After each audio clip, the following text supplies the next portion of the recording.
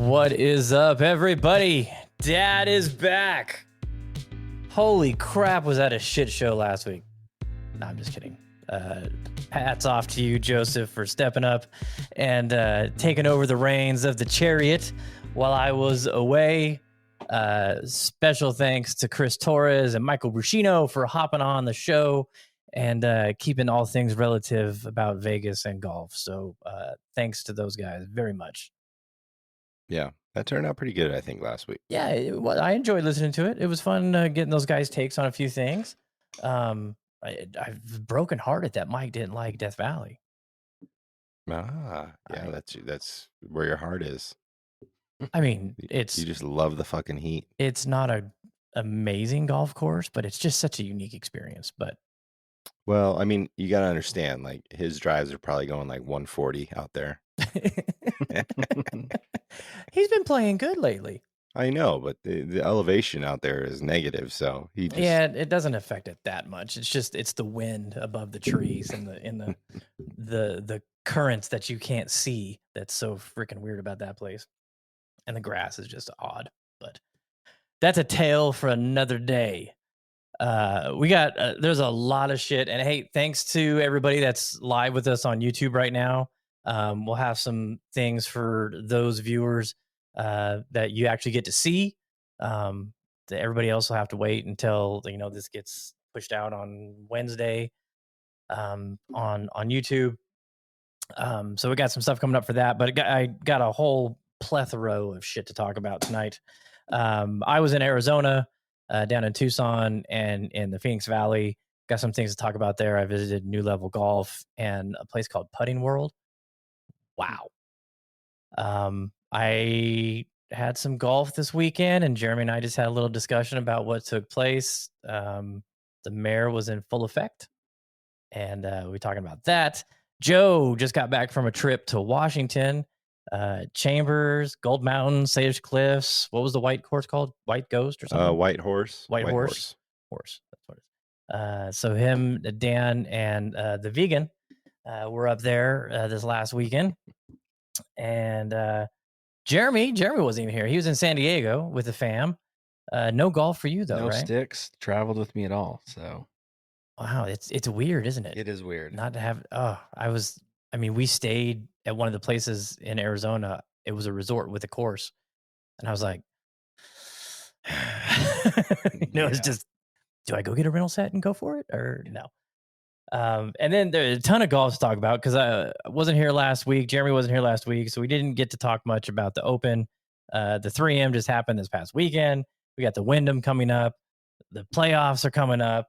Ryder Cup is coming up. We had a 2-day event out at Legacy that we didn't get to chat a bunch about. There's a practice round coming up at Aliante with some of the guys from the VGN this weekend and the Rio Seco 2-man. So there is a lot to talk about. What spin the wheel? Where do you want to start? First of all, when is the Rio Seco 2-man? The 13th. 2 weeks. So that's next weekend. 2 weeks. Yeah. Okay. 2 weeks. You got a baby shower on the. Yeah, I'm just trying to figure it out. Okay, well, we got to pay Trevor, so yeah, figure it out. And I was just gone for a few days playing 81 holes of golf. So hey, choices. Choices. Yeah. Everybody makes them. Well, I think since you guys are so delayed on the situation, let's go back in time. I think we get your thoughts on the Open real quick. We get your thoughts on the Legacy tournament real quick, and then we dive into what happened currently in this past weekend. Okay. So I watched absolutely none of the Open. Nothing? I caught glimpses of it. Because I had to get up so early for the Legacy thing. I caught a little bit of it in the morning as I was, getting my coffee and my breakfast ready. But they were done by the time we were done through 9 holes, and it was 115. And we were, it was hot, and I came home, I took a cold shower, and I just vegged out and didn't do much. And I really wasn't interested in. I have an issue watching tape delay golf or replay golf, especially if I know the outcome. Well, and that's the thing is, like, if it was a tighter race, like if there was like a back and forth kind of situation going on, you probably would have been more interested. And I could have watched Harmon it. took it away, Yeah, I mean, and hats off to him and his waggling ass for getting that career achievement. It's a lifetime achievement for him. Big one. Somebody was talking on Threads about the 4 guys that won the majors this year and who most likely is going to do it again. And I said, Rahm, I don't think Brooks cares if he wins or not. So it's not like a big thing for him.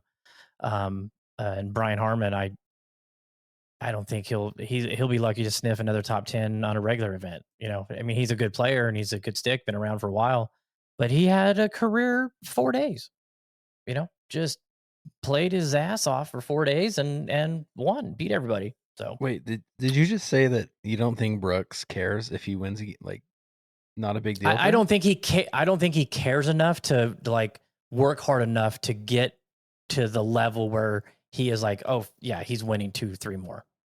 He could. He totally could. I think he does. I think that's all he cares about. I mean, I think the live wins are major wise. Yeah, major wise. I think that's the only time he would prep is for majors. Like the live stuff is just like it's just another something on the schedule. The other stuff, to retort that, if he doesn't win, he doesn't care. You can just see it in his face. If he doesn't play well, he's whatever. What the fuck? It's nothing. I'm out of here. So he's like a soul golfer in a way. Oh Jesus! I think maybe he's just how long did that take? 6 minutes. 6 minutes. 6 minutes. I don't know. I think Brooks, that might just be the mindset he has if he's not in contention. He just doesn't let it look like it bothers him. Like some people may, just drop, further down, whatever. I think those are the only tournaments he cares about. Yeah. Yeah. I think Brooks grinds as hard as he possibly can on majors. Like, even if he's back by 10, like he's going to grind as hard as he can because that's what he wants. He wants to win. If it was the 3M Open and he was back by 10, he probably wouldn't give a shit. Yeah. I don't think not playing like real PGA Tour golf for the season and just getting, balls out ready for majors. The dude did that in the PGA Championship. Like, yeah. He was, and he played well at the Masters. Right. Yeah. I played well at the Masters, and then didn't show up PGA. At the U.S. Open or the. But so he's won the U.S. Open. He's won the PGA Championship. Mm-hmm. He's come close at the Masters. Mm-hmm. Has he come close at the Open? I don't know. I'd have to look. I think he's been like top 10, maybe a couple times, right? Stat guy, you want to get on that? And maybe that's just like his thing. Maybe the weather affects him, but they had great weather for the Open. And maybe it's just a different style of golf, but like U.S. Open, PGA Championship, you can't count Brooks out, like because he's won both of them twice, and it was back to back, right? Well, at least PGA was back to back. Yeah, he went back to back in each one, but not in consecutive years. Yeah. His record at the British is his top is a T4. He's had a couple T6. And then mostly either cut or outside top 10. Yeah, maybe that's just like his style of golf doesn't fit it as well. But I mean, I know he cares about winning that because I guarantee you, Brooks wants to win the Grand Slam. He wants a Grand Slam, and I'm sure that's probably all he preps for now is for the Grand Slam. I just don't think that's the right way to do it. No, of course not. I mean, he's probably pretty lazy if it's not major season, and yeah, it's probably not the right way to do it. But that's what he does. I mean, no doubt that he goes down in the history books as like a back-to-back champion. Like he's cemented in a legacy, and he's trying to. He's got 5 majors. Legacy. Yeah. He's trying to harden that legacy a little bit more. He's trying to let that cement dry a little harder. So. He wants Masters, though. He wants Masters big. Yeah, no, he wants the Masters. I just think that if he never wins another major, it's not going to bother him at all. I think he feels like he's a fucking, he's a dog. Like he's a hunter. I feel like in his head, he's good. Like he knows that he shows up on majors, and that's what he wants for his legacy to be, Welcome to the Brooks Koepka hour. Yeah. About Brian Harmon, though, I mean, Brian Harmon's he's always up there in the leaderboard. It's just the week where he had 4 rounds. He's sneaky. Every He's part of his sneaky. He's game was sneaky. there. He was sneaky. Yeah, Dude. he was due for one because I think he's played well You- for so long. He's always there. You just never think about him. Hey, if you can putt well, and if you can hit fairways, you don't have to bomb it. Mm. The bombers have never like dominated the Open Series. It's guys that hit fairways, hit greens, and can read putts. But I think it's Yeah. funny. It shows you the level of coolness, because I don't see anybody out there flipping 15-year-old TaylorMade airplane putters like they were with the jailbirds. No, nobody's rushing out and digging through old closets trying to find that stealth bomber that he putts with. That thing is massive. Yeah. It's so huge. The size of his head cover must be just disturbing. Oh, you guys would lose your shit if you had all his background. We would need a Xanax. Me and Jeremy would need Xanax for that one. Yeah. That's too funny. Okay, so the VGN 2-day event out at Legacy. My first question is, and we've talked about this, so I know it, but I want to get your opinion for everybody that's listening. How surprised were you at Legacy? Very, very pleasantly surprised. Yeah, totally. I mean, the Revere company has had it for a month, and I've already seen improvements. Better grass conditions, better greens. They know the bunkers are trash and it's going to be work in progress. But I mean, they're going to be set up right for a good overseed. And if they do it, I gotta find out if they do it. I imagine that they're going to. And that's going to be a great place to play golf again. Mm-hmm. And I don't know if you noticed this, I'm getting the emails because I'm in the, for the VGN stuff, but they're sending out emails like crazy offering the resident rates. I mean, you can play there at 2:00 for $35. Yeah. Which is okay. Yeah. I mean, it's one of my favorite routings in town. Back in the 90s, it was just absolutely a legit golf course. Gone through a lot of trouble, in the last decade, and hopefully that they can bring it back and get it just a smidge bit of its glory days. And I think we're going to be fortunate to have that in our neck of the woods. Yeah, I think it looked great, and it was as much as I hated to see like workers out there working on the course while we were playing, I appreciated it. To see and actually, they're putting work in, which we were able to tell while we were playing. Yeah. It looks a world of difference from when we last played it. I think maybe like in January, but they are putting something into it, which I appreciate. So it's I love Legacy. Legacy is great routing. It's a good deal for the most part usually, and well, it hasn't been, but now it's back to a good deal. Yeah, I hope it gets back to where it was, because I like that place. I enjoy playing Legacy 100%. It's so good. Such a fun course to play. Mm-hmm. Steven Jackson is saying that, he played in a Grint event out there and he's like, I'm never coming back to this. And then he played and he was like, dude, this is night and day. Night and day compared to what it was. Yeah, I mean, greens could have probably been cut a little bit and rolled, but I thought they were really good on Sunday.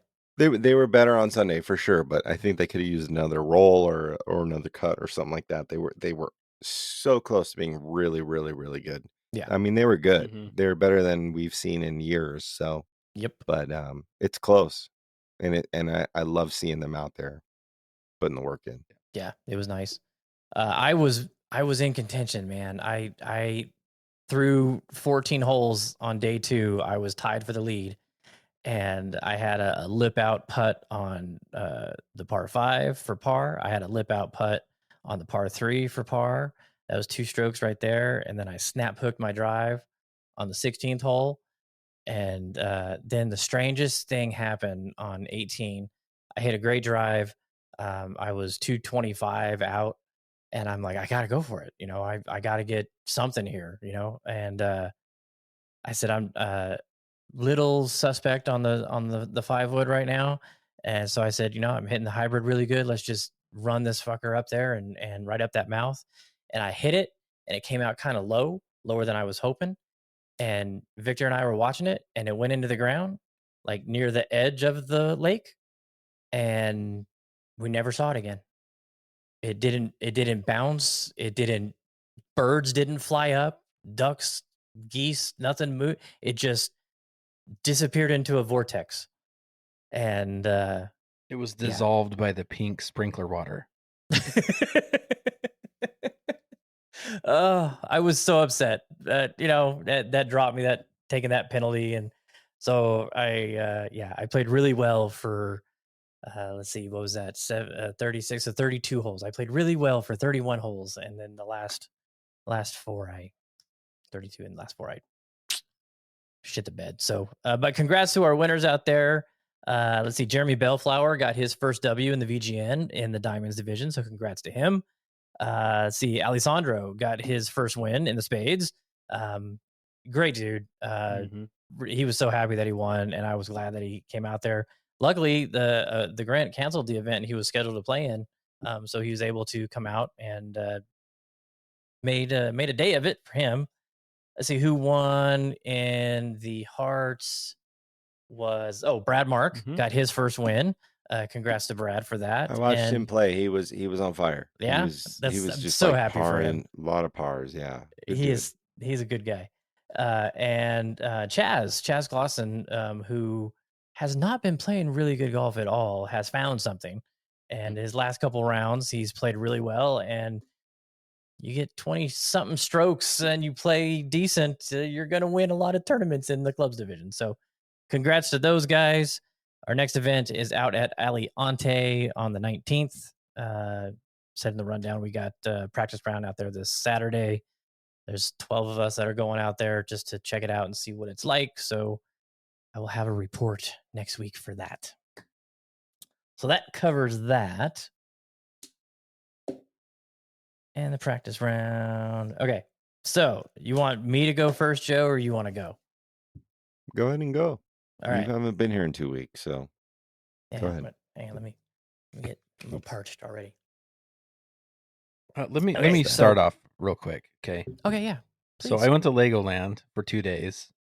Holy shit! It's if you don't get there before like 10 a.m., you're gonna spend like an hour and a half in line to get in. And then we went to the zoo, which was phenomenal. I wish we would have done 2 days at the zoo because we didn't have enough time to see everything. But we drove up to LA, visited Santa Monica Pier, hung out up there for a while.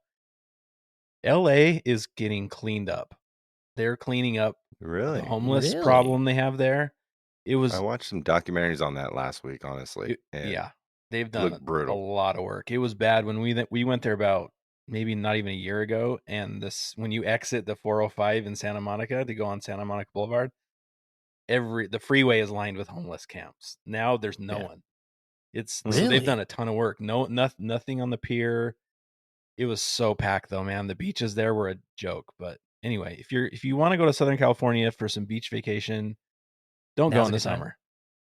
No, don't. There's no parking. There's nowhere to sit on the beach. Oh yeah, but it was amazing. But anyway, yeah, no golf, fun family trip. Did you go to Mission Beach at all?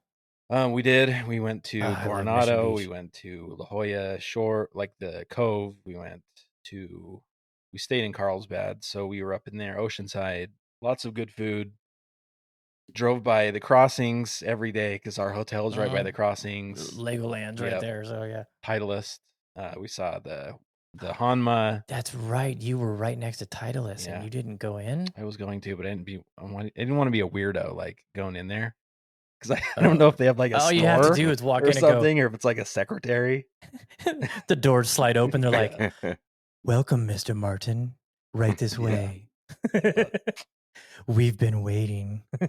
Yeah, San Diego is a tough place to go and not play golf because there's so many cool courses. Man, you had Crossing was right there, and Goat Hill, and Coronado, and yeah. Anyway, but I will agree. The zoo is amazing. It's so damn cool. Did you see pandas? Were they there? They sent the pandas back to China, unfortunately, but they did have red pandas, and the koalas had just had babies, and there was. So did you see the panda like exhibit where they're at.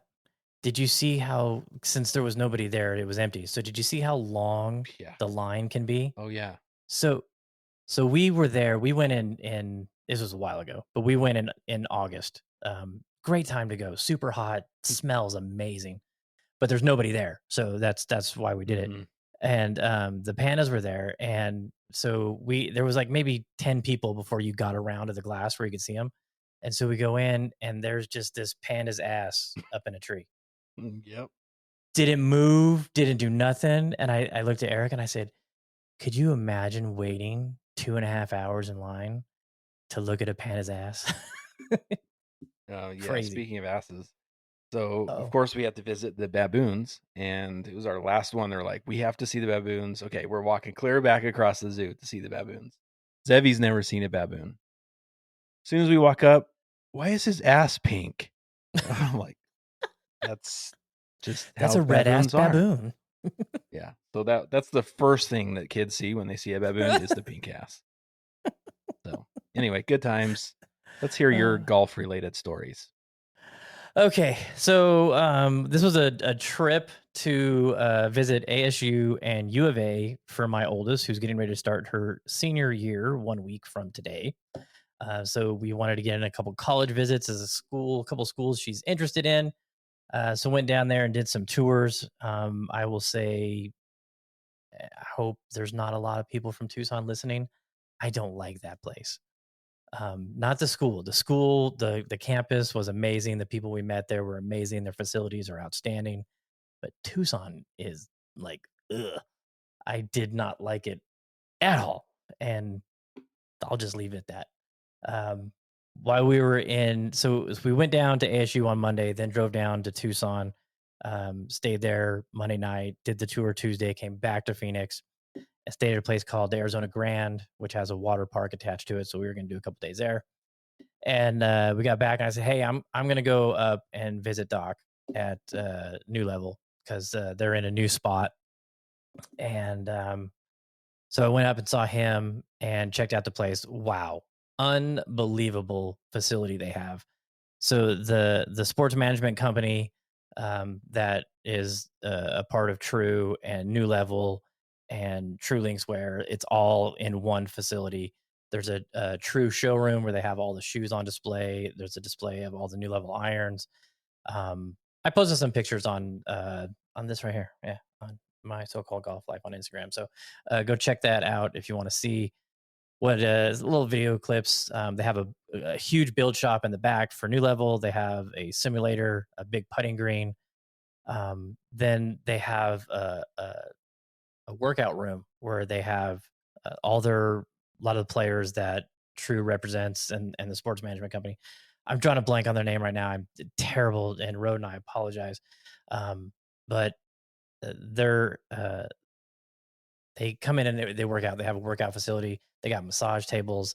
They got another simulator, another putting green. All you name the workout equipment, they got it there for them. There's physios on site, and then the management offices for True, South, New Level are all right there. So got a tour of the place. Got to walk around, check it out. It's an amazing facility compared to where they were. Oh my goodness, complete upgrade for them.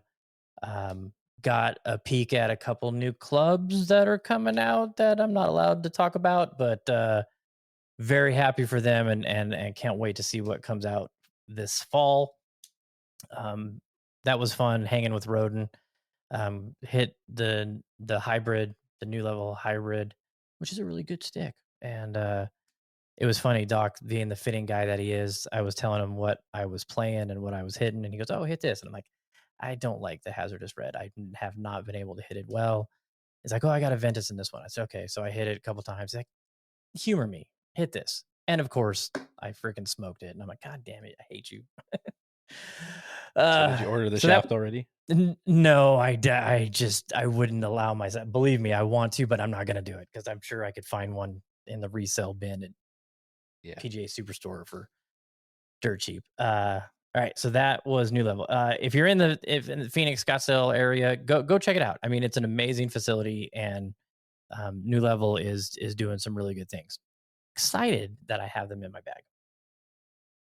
And then we stayed the final night. We stayed all the way in Happy Valley, which is almost near Anthem, very, very, very north end of the valley. It's almost out of the valley, pretty much.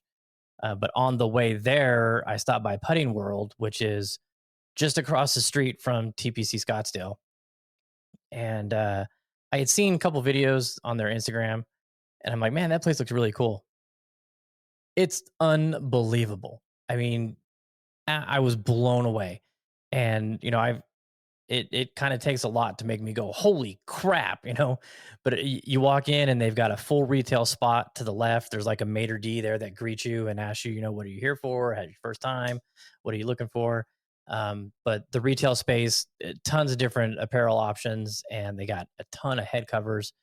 They got some Bed and Artie ones boxed up, and they got that whole wall of covers. They got their brand and Travis Matthew, and I mean, it's a really great setup for retail.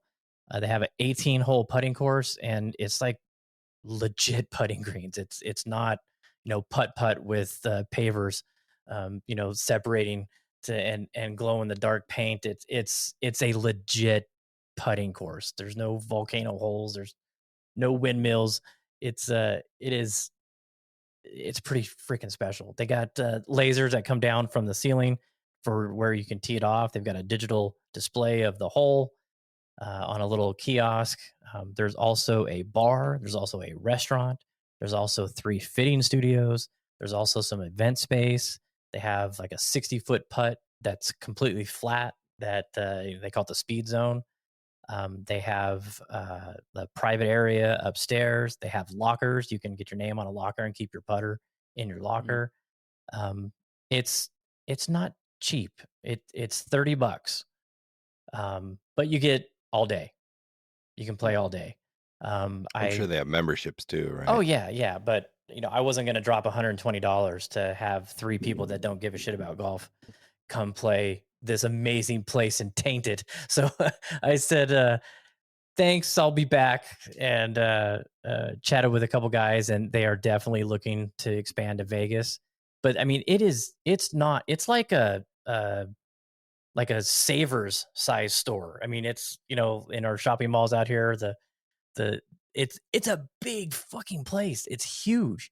You think like 5-iron is tiny. Like 5-iron, our 5-iron here in Vegas is like half of it would have been their retail space. It's a great facility. They're spending a ton of money, but it's pretty fucking legit. So again, Phoenix people, go check that place out. It's amazing. All right, that's my Arizona trip. It was hot. It was 118 degrees down there. And in Tucson, it doesn't feel like it's 118, but Phoenix, it feels like 118. It's weird. Is it humid down there? Nah, little, not much. We've got a major like monsoon thing set over Mexico that was like San Diego was like 80% humidity, and it was like 90 degrees. Well, I've never felt Mexico that there before. It was super weird. So I was just wondering if Arizona got that. But all right, Joe, I am ready to hear this. I've seen the videos, I've seen the pictures. I am so ready for this. Read the book. So let's start from the top. Start with Bob. Let's hear Bob's story first. Let's start with how many times Bob lost his shit because they did not have a vegan option. No vegan option. The vegan options were everywhere. Yeah. Wow. Yeah, Bob found his happy place. We're in Washington. In vegan country. Yeah, we were in vegan country. So start from the top. I set my alarm for 4:15 the night before. No, I'm not going to start there. All right. So yeah, There's a reel about that. Yeah, we landed. So me and Dan flew out. Bob flew on a different flight because he didn't know where he was going to be. But it took forever for Bob to get his fucking bags. So that was one boiling point potentially for Bob. And thankfully, when I saw it rising into like the 85% of boiling point, clubs popped out of the oversized baggage drop. So they came out. and then it was a whole nother thing for the rental car and all that. We had to go to offsite, and the line was long and blah blah blah. So it took a long time for us to get out of the SeaTac airport. But the first stop was a Viva vegan restaurant. So Bob forced us. I don't want to say forced, but me and Dan are obviously not vegan. So the first spot we hit for food was a vegan restaurant. That's And I was hilarious. like, I don't know if I could do this. I don't know if I could do it. Sounds But like the payback vegan for Georgia. nachos, yeah, totally payback for Georgia. Dan got some sort of garbanzo bean meatball club sandwich thing. And it was decent, but I got some nachos. They were pretty good. But first stop was obviously Chambers Bay. We had a tee time at 3:36 p.m. What was really crazy is right off the bat. So when I booked the tee time, it was $280 per player. We walked out of there, or we paid, and they're like 330 or whatever it was, and we're like, the fuck? So we're walking out. I'm like, I swear it was 280. So I'm like, I look up my email, like, yeah, 280, and then I pull out my receipt. It was $50 in tax What? on two. It was $330, and $48 of that was tax. Is that a fun tax? No, I don't know what it was, because I didn't notice that tax on other courses that we played. It just Mm. It's a $50. former quarry tax. Yeah, I mean potentially, but $50 on $50 tax on a $280 golf round is pretty fucking wild. That's steep. That's I don't know what we were trying to do the math, but anyway, we rolled up. Chambers is a very, very, very tough walk. It's very steep. It's a rough one. I looked it up today because I was going through my app, my iPhone, and seeing my health data and all that. It's I found an article where it said from 2015, where it was about I think it was like Hendrik Stenson or somebody saying how brutal of a walk it was, and they mentioned it's 10 miles, which Wow. I looked at my health data, and it's somewhere around there. It's like 8.5 to 10 miles walk. It's pretty fucking brutal. And so I just want to give a shout out to uh on Instagram. I don't remember his name, but BG Hansen, the Yep. guy we met out of, yeah. He does it every year. He's done the Chamber Solstice. Like, to do that 4 rounds in one day, that is tough, dude.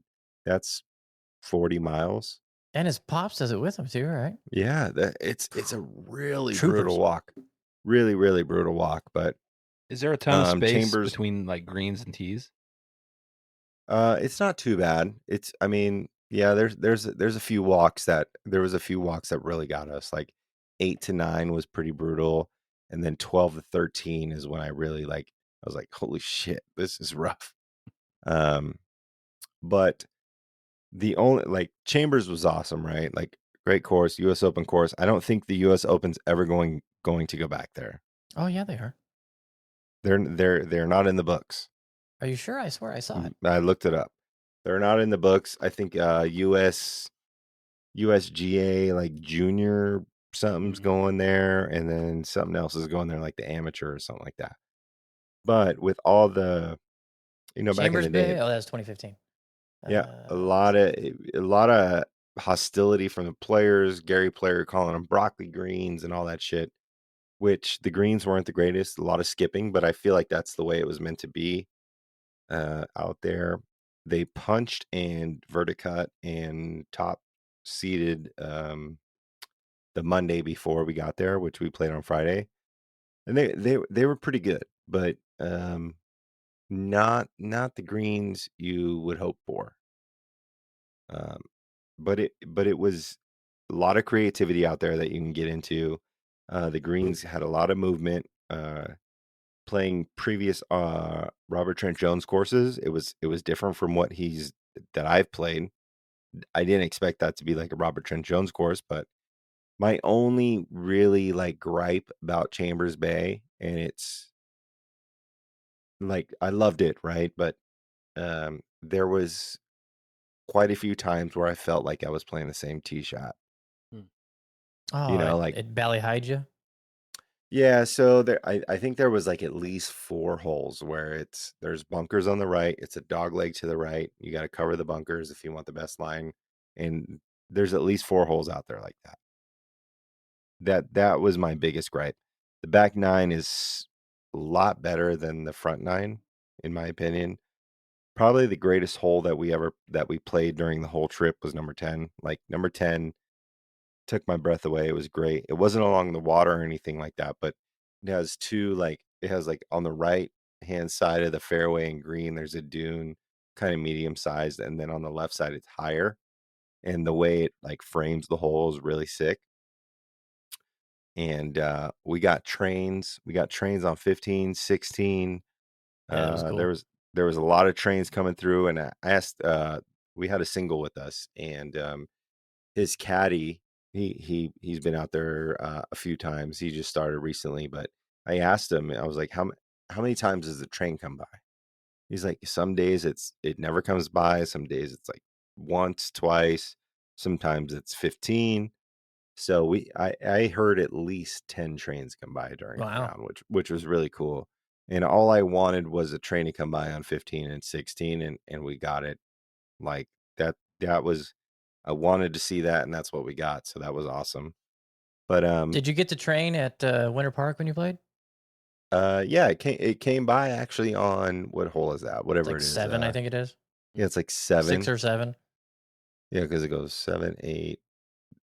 Yeah, yeah, Yeah. yeah. 7 and 8, I think. I think we got on 7 on our tee shot. So, I mean, I've gotten really lucky with trains, so thankfully. But Chambers Bay, I was like, well, these guys thought I was gonna cry on the course. I was like, it's not happening here. Like, I'm not gonna cry. I'm not crying on Chambers. Uh, It's different, man. Like, so a lot of people compare it to Bandon, and it is similar in a way, but it just does not have that. It's one course. It doesn't have that persona, that experience. It's a little bit different in a way, but it was sick. Like I totally would love to play it again, knowing it because there's a lot of creativity you can have out there, a lot of spots that you can hit it. Um, but my biggest gripe about it being a U.S. Open course and really, really wanting to love that place a lot, I felt like I played the same hole a couple times, and I you know, that kind of sucks when you feel like you played the same hole a couple times. Did you guys But other drive? than that, You drive the it hole was on great. the green on number 12? Number 12, no, I did not.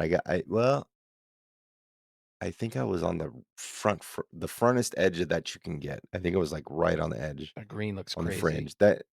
And we got a really, really nasty pin on that one. It was like the bowl was on the left. It was like on the top, like mid tier, kind of right before the bowl. And Bob hit a great one up there. We literally thought it was in the hole. He hit a great one, and it died in that bowl. The bowl on the Yep. left Yeah. hand side. He hit the top hill, and it probably came down and came back behind mine. So on that one, my tee shot went further than Bob's by 8 inches. Mm. But really cool. The climb after 12 is pretty rough. Like, and it's fairly short. It's probably like 60, 80 feet. You have to climb up this little hill. And I was like, after that, I was like, dude, this fucking shit is tough. It was a rough walk. It really was. All right. What And was after and Chambers? the sun was beating down on us. I mean, it was 76 degrees, but no clouds in the skies, no trees on the course other than the lone fir, and it was right on top of us all day, and it was pretty brutal, but So really cool course. was it worth 330? To play US Open course, 100%. We were on the JST, that's what we were calling it, the Jordan Speed Tour Oh, JST. jeez. Because the next course that we played the next morning was Gold Mountain, which was where I think it was Jordan Spieth's first win with Greller out at Gold Mountain, where he won the U.S. Amateurs, something like that, one of those tournaments. But yeah, we were on the JST. It was worth it. I mean, if you're gonna spend around $300 for a U.S. Open course, I mean, they played the U.S. Open there. Like Tiger walked those grounds. DJ 3-putted on 18. You can't get that at Shadow Creek. Spending $1,000. I think it's pretty cool. But finishing up on Chambers, that 18th hole bunker, that little bunker in the middle, that death bunker is fucking crazy. It's probably 20 feet deep. I'm exaggerating probably a few feet, but it's in the middle of the fairway where those long hitters are probably going to drive it, and it's very easy to get in there. That shit is fucking brutal. It's deep as fuck, and there's nothing you can do. You have to like lob wedge it out of there and advance it 5 feet maybe. Wow. It's insane. Yeah, James was telling me that they can stretch that course out to almost 8,000 yards. We're Nish and Chris, two very amateur golfers, on a quest to play the top 100 courses in the UK and Ireland, after Chris set this challenge on a drunken Saturday night in my kitchen. Join us on our frequently humorous journey of a lifetime as we grapple with the logistical and financial challenge of playing some of the best courses in the world, as well as grappling with our games, because let's face it, it's never just about playing. Sometimes the score matters too. Listen to the Top 110 Golf Podcast wherever you get your podcasts. Yeah, and they have the tees moved up quite a bit. Bob wanted to play from the back, and then we were going, and because a lot of the U.S. Open tees are kind of hidden. They're like tucked behind like dunes and stuff like that, and you don't even really see them. So there was a couple where we teed off from the tee behind it, but there was even a tee further back. They can stretch that shit out for sure. Yeah, it's crazy. And at sea level too. Yeah, it was cool though. I recommend playing it 100%. Totally. If you're in the area, go play it. And if you want to take a golf trip, go play it. It's right there. There's a lot of great golf up there. Like if you're up there, don't skip it. I mean, it's a US Open course. It's something that it's different from anything else up there too. Unless you're on a family national park tour and don't have golf clubs to. Yeah, but I'm sure they got rentals. One thing that was really, really upset us was the pro shop was lacking pretty hard. We didn't buy. None of us bought anything from a pro shop. I think Really? Bob bought it. I think Bob bought one T-shirt from. You didn't buy golf balls? I bought logo balls. Yeah. Okay. But Bob was, because Chambers Bay has the lone fir. It's the one tree on the golf course. Bob was picking up the T-shirt because we were all looking for stuff, like wanting to buy something, and it was kind of lackluster. But they did have some new era fitteds, which if you listen to the podcast, you know that I think every golf course should have new era fitteds. They had them there. They had 3 left, and they were all like way too small. And they said they're not making them again. So a shout out for that pro shop for doing those, because for trying at least. Yeah, absolutely. And if I would have played there like a year ago, probably would have my size, and I would have loved it. I probably would have bought 4 of them. But Bob picked up an Imperial T-shirt, with the lone fir on it. And I whispered to Dan, I was like, "That's cool, but it's not better than Ghost Tree."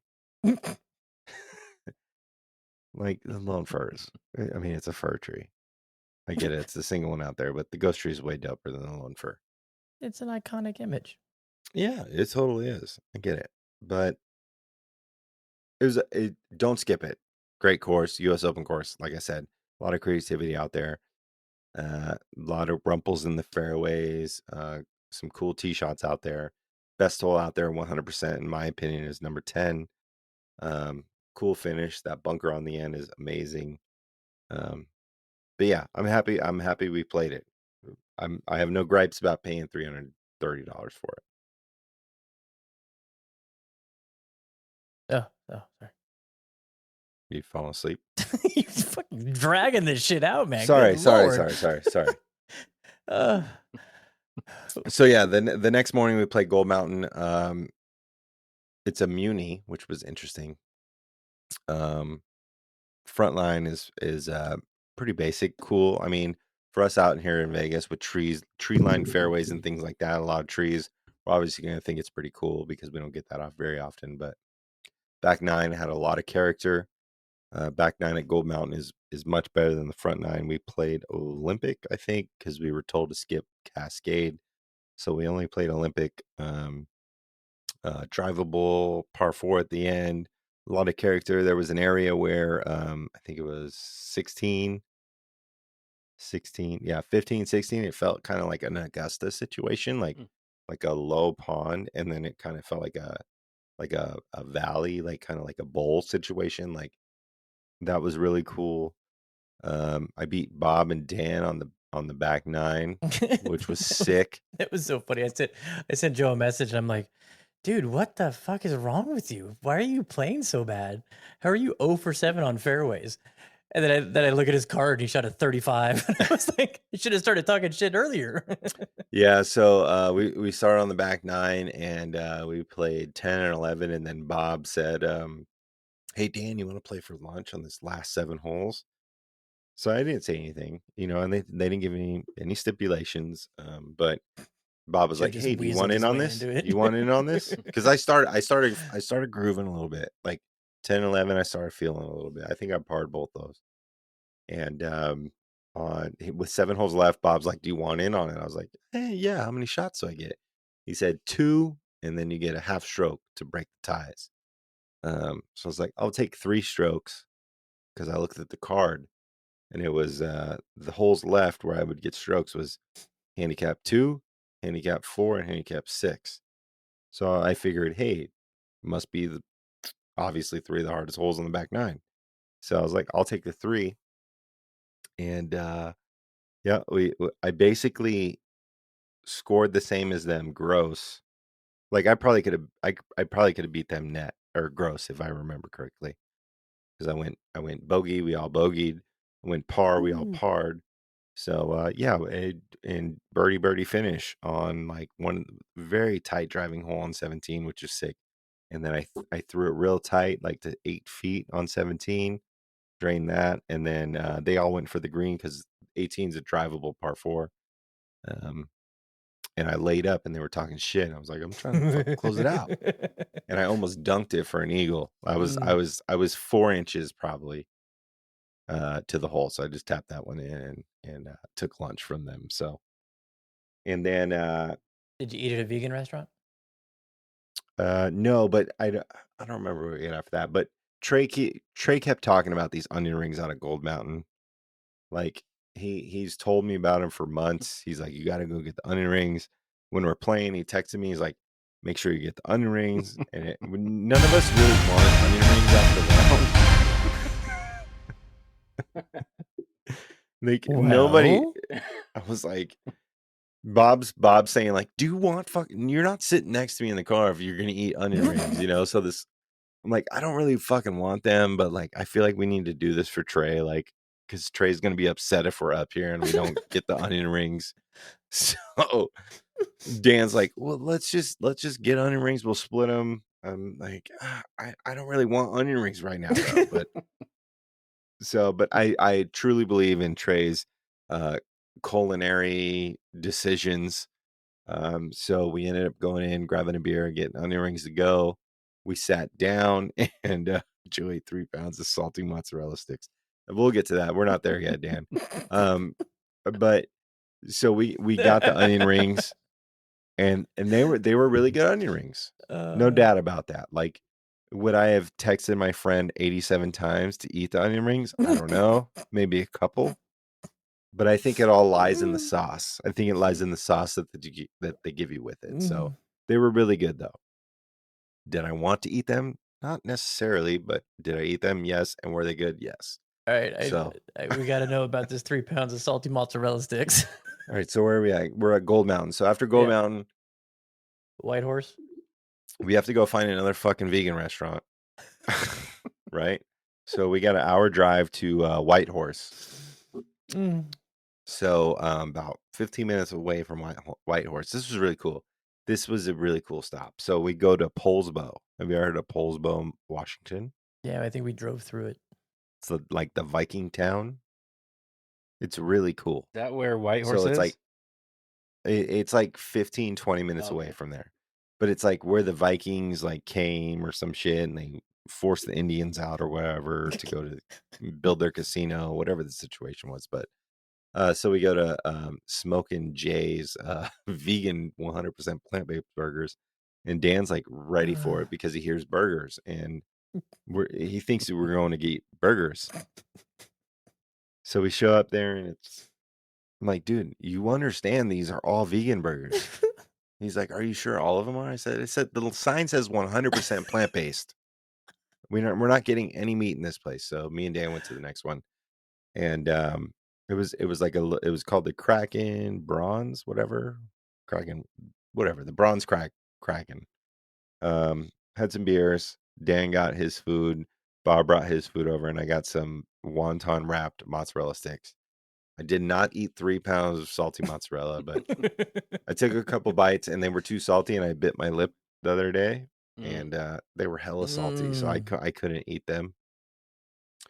But yeah, it was a really cool spot. I'm glad that that spot was there for Bob to take us to because it was a cool little town. I don't think we would have saw it any other way if there wasn't a Vegan restaurant. plant. Yeah, I don't think we would have stopped there. We hit up and grabbed some things for Theo and Katie, and there was a little bakery there, which had a line out the door. So grabbed some cinnamon rolls and a vegan strudel for Bobby.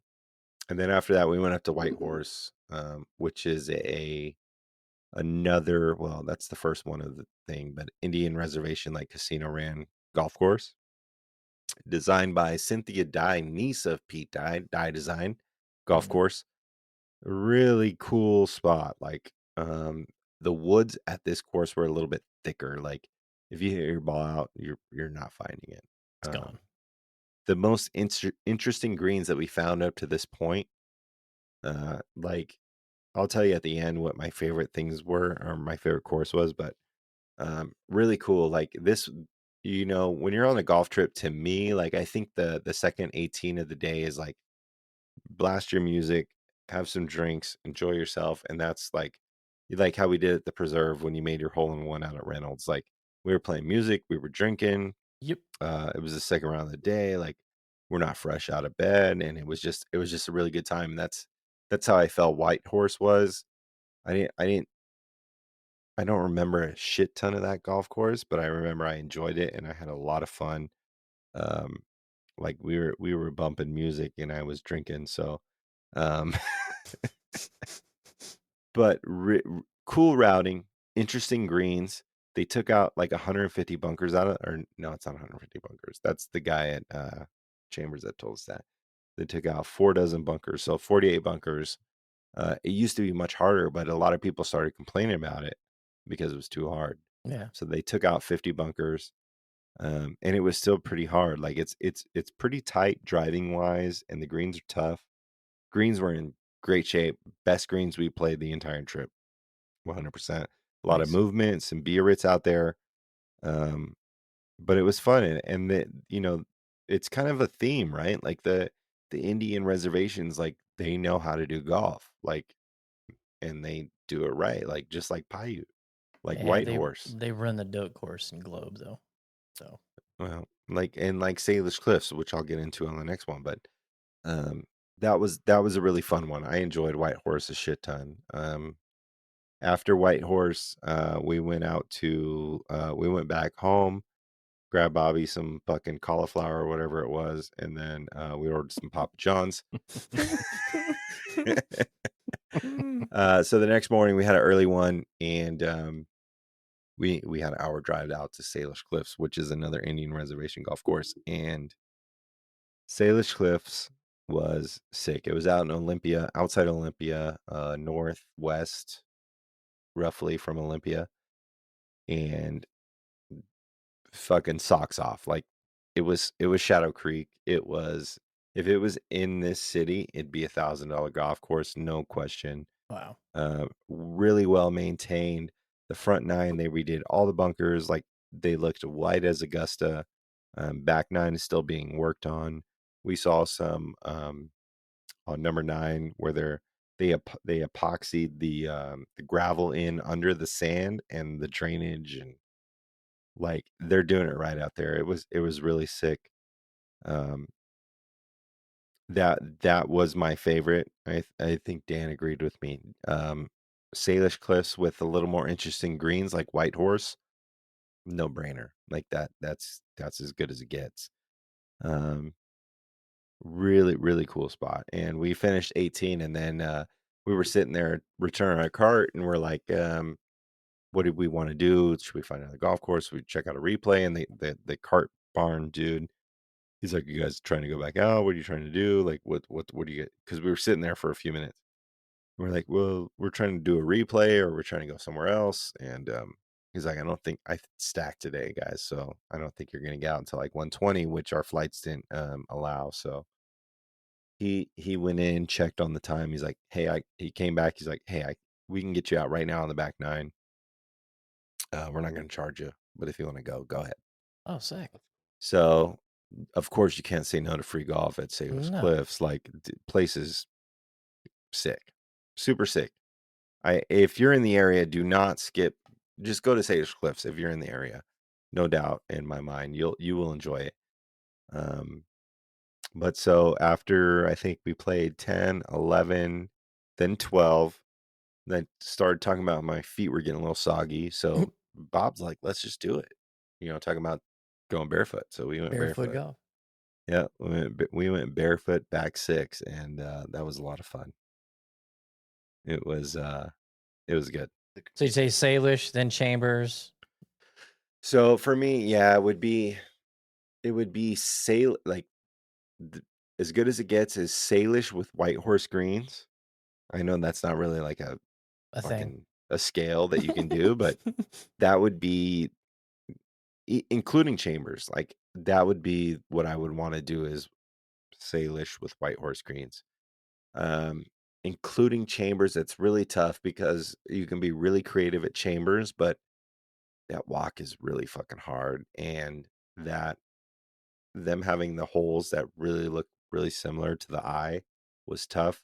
So it's Salish number 1, White Horse and Chambers like neck and neck for 2, and then Gold Mountain was a lot of fun. Like I could see myself playing Gold Mountain every weekend. It's a muni, but it's like if that's $80, like, and none of these courses like Salish, if that's $100, 100% worth it.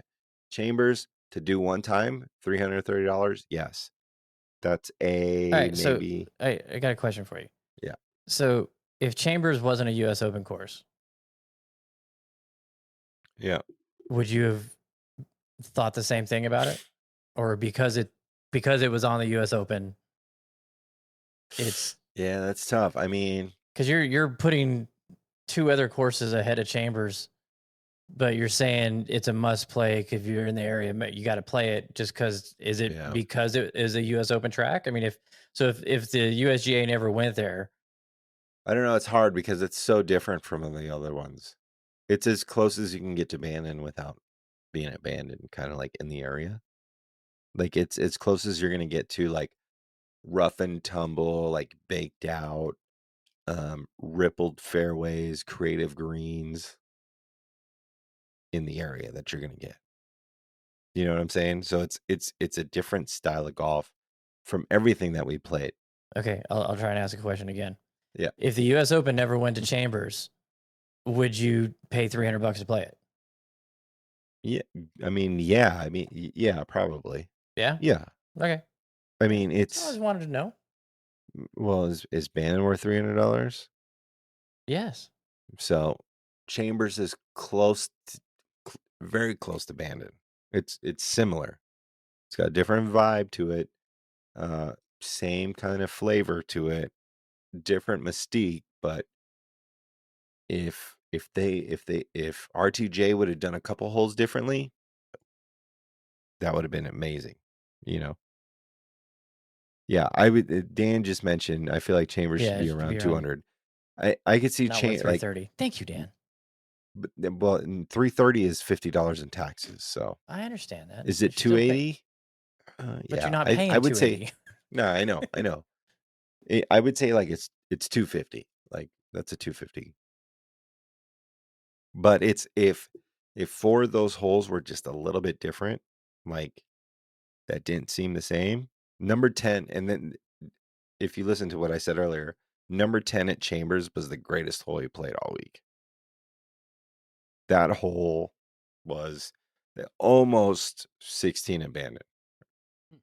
Almost. Almost tears, huh? If that was on the water, that would have been 16 abandoned. Like it was Wow. a amazing hole. Wow. Number 10 at Chambers was so sick. All right. Let's give everybody a break from Washington golf and talk about the smoky skies in the Vegas Valley. What's up, guys? Mac on Tark with the Chasing Daylight podcast. Hope everybody had a great weekend and stayed indoors for the most part. I mean, we had bad air quality. If you got out to golf, you're brave. Dealing with some unhealthy air quality across the Las Vegas Valley. Looks like we'll have some improvements to air quality Saturday and Sunday this upcoming weekend, but temperatures 105 to 106. Still very hot. And make sure to hydrate if you're going to be out and about on the golf course. You know, if you're riding, you're better than walking because you're definitely going to not use as much energy out there. Temperatures, again, 105 to 106, staying dry, but a little gusty outside. Wind speeds 10 to 20 miles per hour. Have a great practice round on Saturday up in Aliante.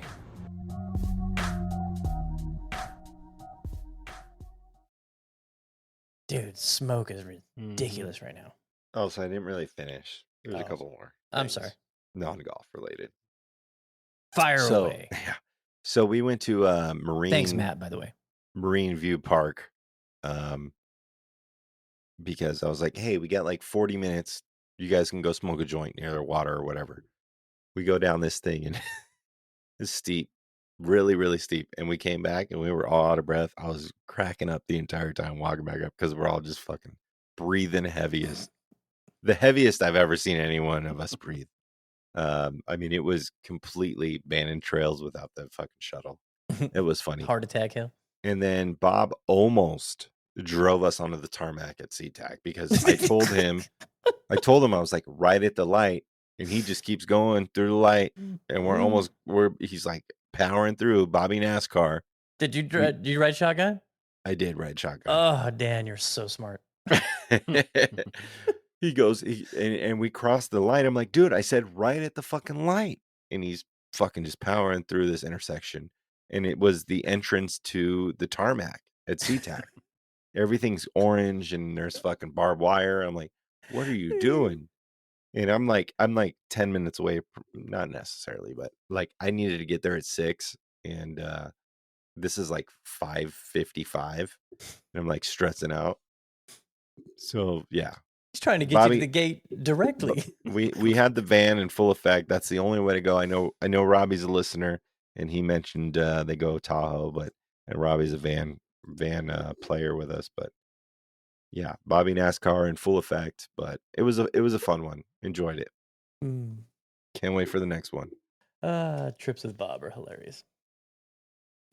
All right, so golf that just happened, the 3M Open. Again, there's another one I didn't watch. Dan's cousin, man. Dan's cousin coming through. Lee Hodges. Tough go for JT. Tough go for Harry.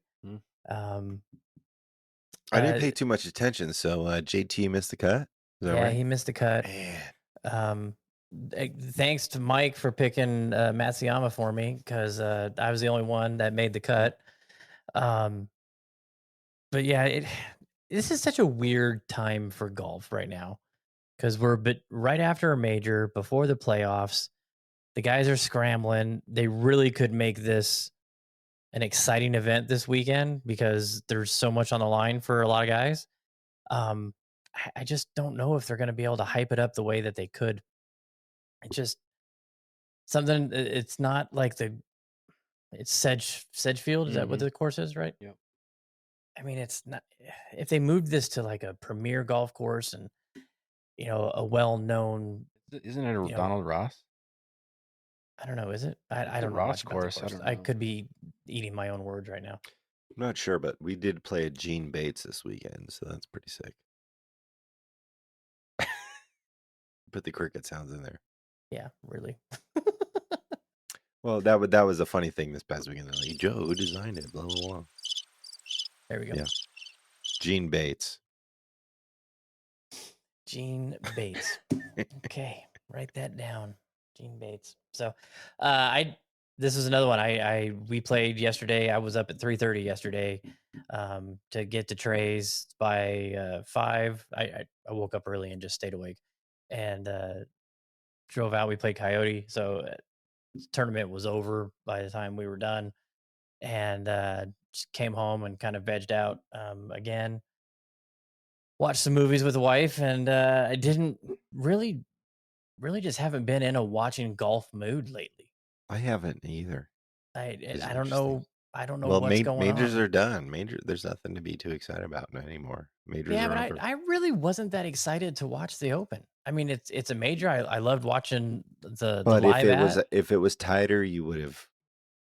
Oh you yeah, would've been absolutely. into it, yeah. Of course. If 'Cause there's drama, And this is something we golf talked needs about last drama. week with Brashino and Torres. Like, we haven't really had that like really tight major where it was like a back and forth kind of race. And this major season was kind of like a little lackluster.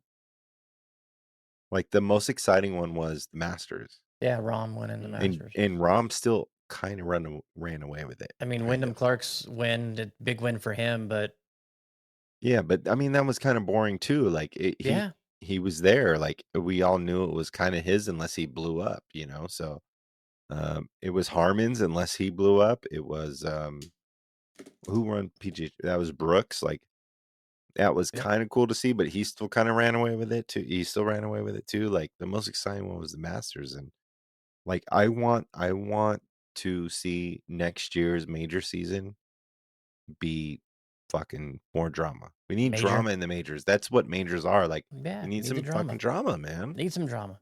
I don't want anyone to run away with it. And that's nothing. I'm not trying to take anything away from Harmon or Clark or Koepka or whoever. Like whoever wins. You're the best player that week, but fucking step your game up. Let's get some drama for an exciting finish. That's what we want to see, and that's why we love the majors, because those courses are supposed to be set up for the comebacks and the disasters, Why I'm going to change the subject. Sorry. Why do you think the PGA website does not show how much money the guys won on an event on the leaderboard?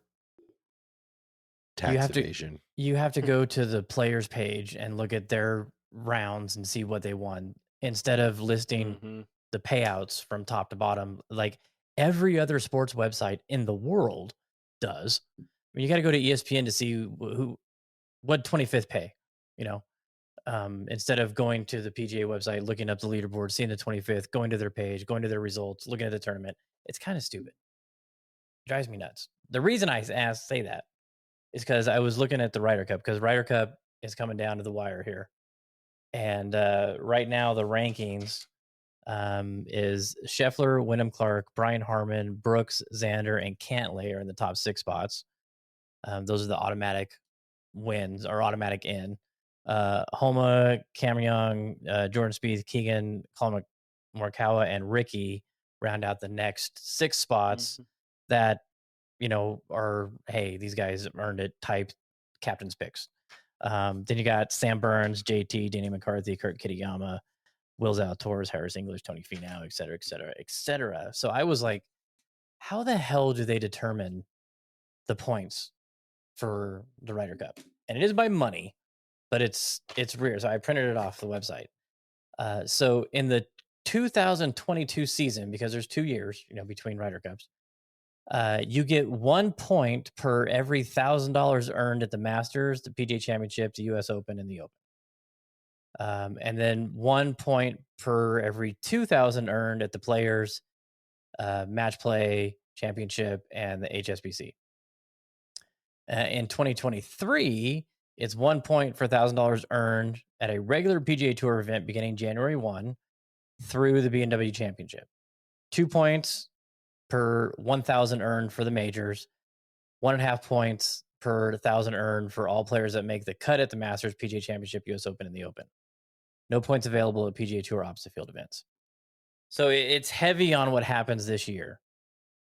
And I get that because you want guys that are playing well. But, I mean, Wyndham Clark and Brian Harmon are 2 and 3. Yeah.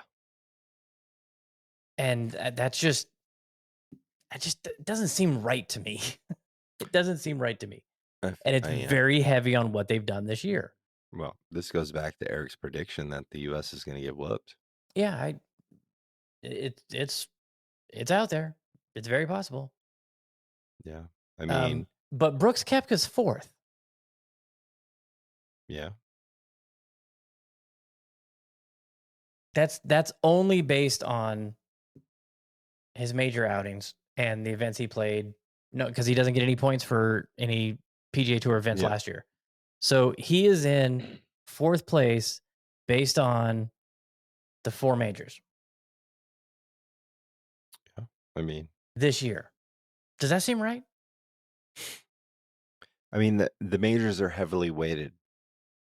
That's what legacies are built off of, and that's what, I mean, they're the strongest fields you're going to get. I understand that, but is that how you pick a Ryder Cup team? I mean, that's how they do it. Yeah. So that's how you pick it. I mean, is it right? I don't know. That's what I'm asking. Is this the right way to pick a Ryder Cup team? It's funny because like golf is it's such a fluctuation. It's very hard to determine. I did a little spreadsheet crunching. Of course you did. Scotty Scheffler. Dad is home. Dad is back. Welcome to the office. Scotty Scheffler. He didn't make the cut at the 2022 PGA Championship. Everything else he has. If you just count those 7 events, he's in 3rd place.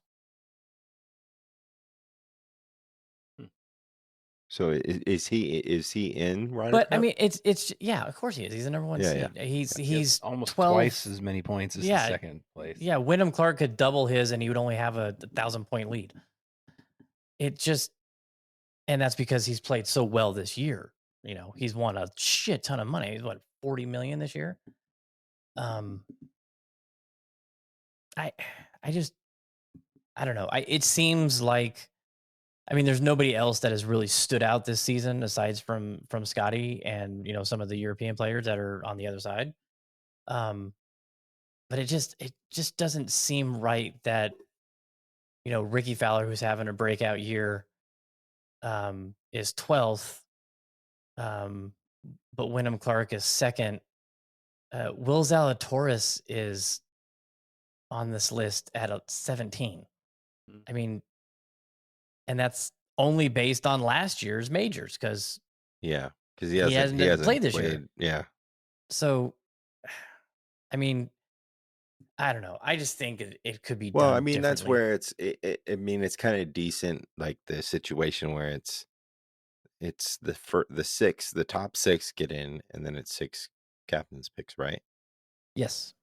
So, I mean, there's at least some some availability to like move players around to you think fits with the team. Absolutely. Or who's ever in a like hot streak. So, but yeah, I mean, and it's the same situation for the European team, correct? It's the top 6, and then the 6 in their world rankings or in the complete world rankings, correct? Yeah, it's how they earn their points on the DP World Tour and majors. Yeah.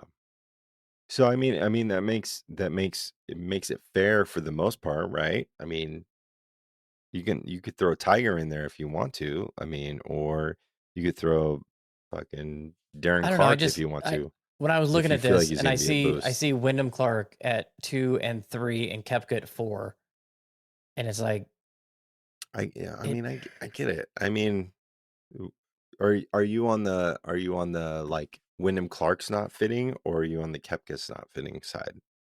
I'm on. I I don't see Wyndham Clark as our second best player for the Ryder Cup. Right. Okay.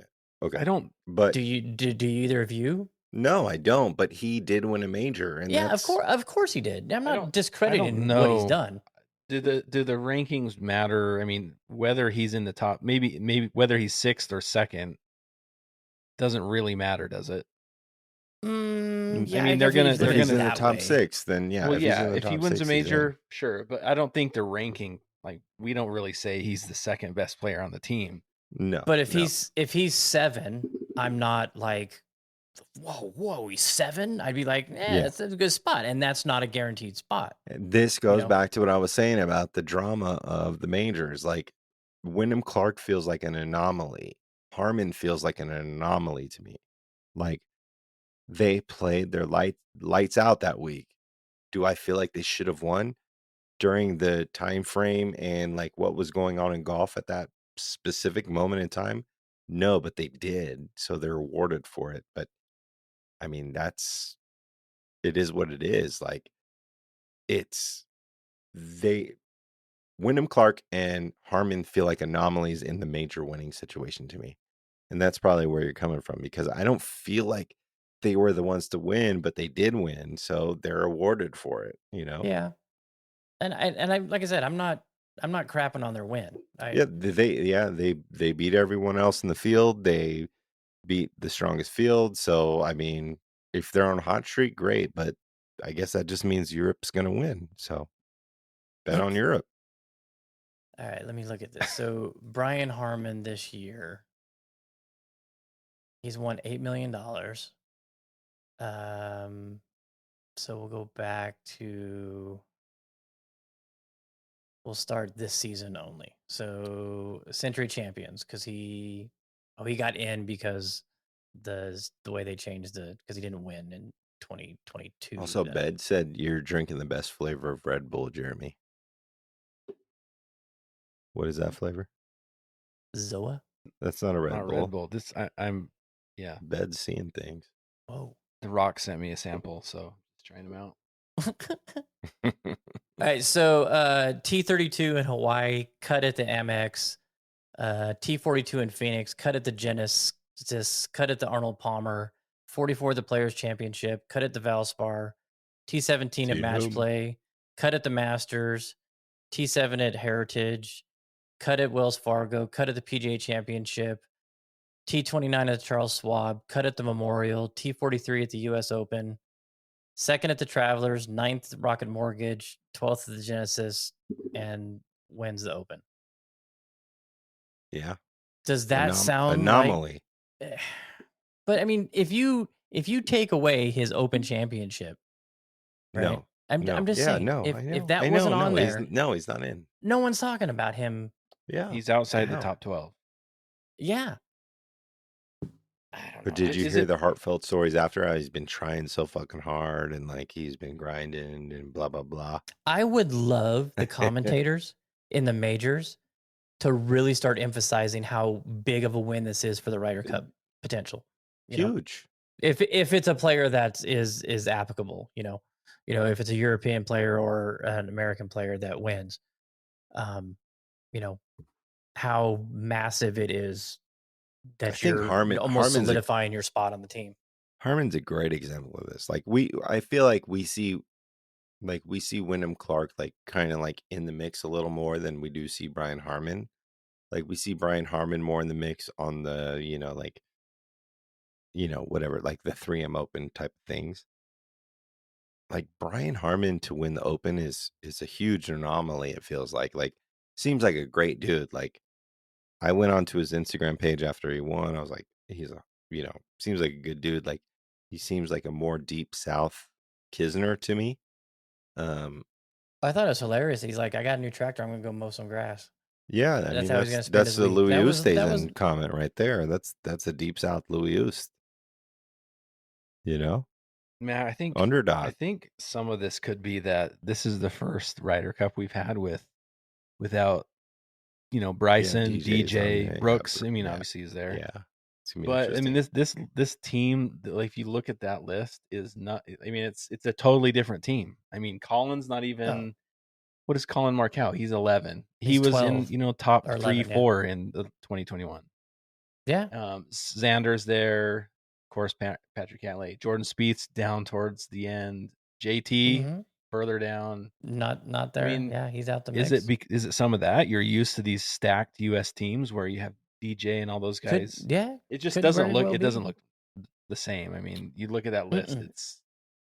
It's a total. It's crazy when you look at it this way. You're like, where the hell are our American players at?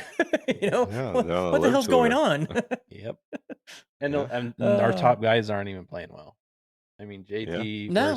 Ricky's climbing, but Colin Morikawa, he's won, but Jordan Spieth, Max Homa.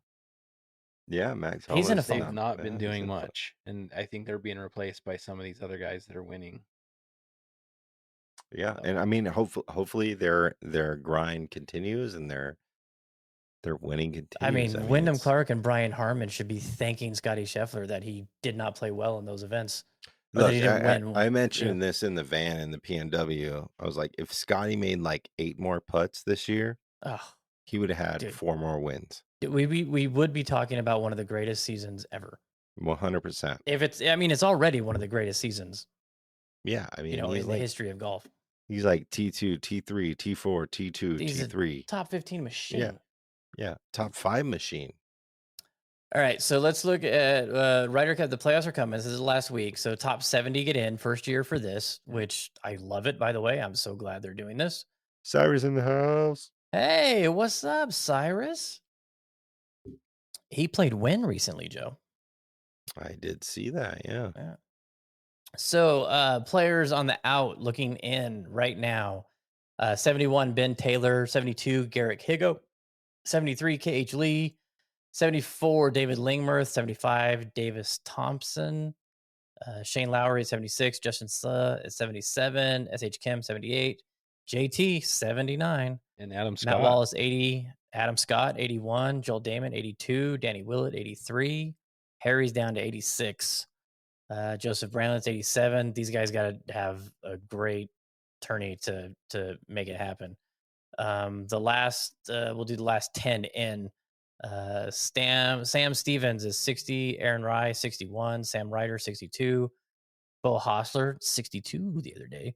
He's at 63. Steven Yeager, 64. Matt Naismith is 65. Vincent Norman, JJ Spawn, Ben Griffin, Cam Davis, and Austin Eckroth is at number 70 right now. If Adam Scott doesn't make it, this will be the first time he does not make the playoffs since it started, I think. Since it started, yeah. Wow. Got to get rid of the blue putter. Got to get rid of the blue putter. Speaking of putters, Joe. Uh-oh. Let's get the Tinkertown shit going right now. The mayor came out. I'll tell you a little bit about what happened at Coyote. So I'm curious to hear a little bit about Coyote because my sales manager Fernando went out there for the first time ever this past weekend, and he said he was out there the same yesterday as we were. Yeah, I saw his scorecard. You saw him? All right. Yeah. No, I didn't see him, but I saw that he played. So he said the greens were really, really fast. They were fast. Yeah. Yeah, they were fast. And it's in the best shape you've ever seen it? The greens were beat up. That was the only thing. If fairway, tee boxes, bunkers, everything up to the greens was fantastic. Absolutely great. Were there any crickets? Because should Cyrus go back out there? I tried to get Cyrus to play with us. He didn't want to go. Cyrus, come on, man. I know you're listening. Yeah, I tried to convince him. But hey, Cyrus, you definitely go now. Yes, it's good. Mm-hmm. It's very much worth it. We'll pay for your tea summit if you don't like it. Yeah. Found a funny thing out about Chad. The Chad. Chad. Yeah, the Chad. He is deathly afraid of snakes. And we found that out because there was a snake. A little garden snake came across cart path. I said, "Oh, there's a cute little snake." And he was gone. Gone. like gone. I was dying. I was trying to get it, and he was gone, and then he told me a story why he doesn't like snakes, which totally makes sense. But yeah, that was funny. No, Coyote's in fantastic shape. The problem with the greens, and it's not every green and like Revere Lexington type nastiness. Just the people that don't know how to fix divots properly, or they don't fix It's them at like some all. dead areas. Dude, it's so many black spots. Yeah. It's just dead. You can't fix them. There's nothing to fix. It's just a hole. Speaking of fixing ball marks, I feel like nobody in Washington fixes ball marks. Not as bad as Revere, but like at least there's someone that comes out there after the day's rounds are over and they fix them a little bit, but people don't fix them right away. I don't think people care Yeah. anymore. No, they Yeah. don't. They don't rake bunkers. I mean, I found yesterday I was in a lot of bunkers yesterday, and man, every single one of them needed to be raked. Where somebody had just was in front of us playing, it was in the bunker. It was bad. But there was an AGT event out there. They were behind us, and but all their team markers and the pins were stupid. I mean, just crazy pins. Trey and I both said that, man, there was so many pin locations we'd never seen before. I was telling Jeremy before you hopped on, Joe, that on 9 and 18, it was like almost on the apron on the front edge. Just Like Mitch's crazy revenge. placements. Yeah, Mitch's revenge type pins on some of them. 14 was on the very far back left, which was ridiculous. But I mean, they rolled true and they rolled good. I mean, it was nice playing on fast, like real putting surface greens. The fairways, everything was. I mean, it's just pure. It's just pure. But I decided to bring the long neck out for a little show, just to see how I putted with it, and it wasn't bad. I think I had 31, 32, 31 putts, which, considering the pin placements in those greens, wasn't bad. Just something just didn't feel right. Got home and put it in the backyard with a mallet, and I'm like, yeah, this is what feels good right now. So, little experiment over, but this is the big story right here. This little dude right here, Callaway Chrome Soft. So, I've been playing the Odin golf ball. I'm completely happy with the Odin golf ball. On my 2023 goals for the season, one was to pick and stay with the ball. I'm happy with the Odin. I'm glad that they're helping out with the VGN, and I like what they're doing. I like their ownership. I like everything about them, and it's a good ball that holds up well. But I want to save them for tournaments, so I just took a couple sleeves of some extra balls that I have, threw them in the bag. Played Odin to start and was playing decent. Had a couple bad shots here and there, but that is to be out there. The uneven lies, it's ridiculous. But hit some good shots and was happy with how I was playing. Hit some bad shots, wasn't happy. Yada yada yada. But on the 12th tee, I shanked a ball, way out into where the houses would be. It was horrible, just a horrible pass at the ball. So I go over, reach in the bag, pull this out, and say, let's fire it. So I play that hole, go to 13, get on the tee, and absolutely bombed a drive for me.